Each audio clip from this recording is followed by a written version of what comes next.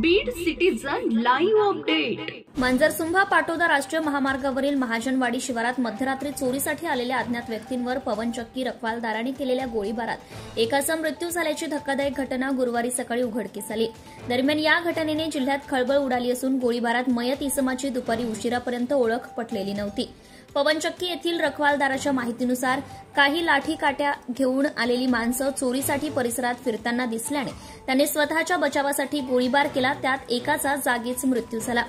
मृत व्यक्तीचे प्रेत सकाळी महाजनवाडी शिवारातील झाडीत शेळ्या चारणाऱ्या शेतकऱ्यांना आढळून आले। त्यांनी आरडाओरड करत ग्रामस्थांना बोलावले आणि तात्काळ पोलिसांना माहिती देण्यात आली।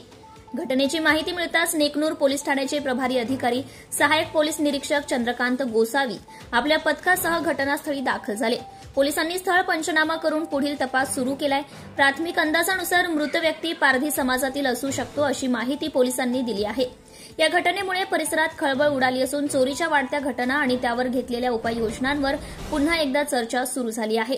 सिटीजन लाईव्ह अपडेटसाठी सय्यद अर्शद, नेकनूर।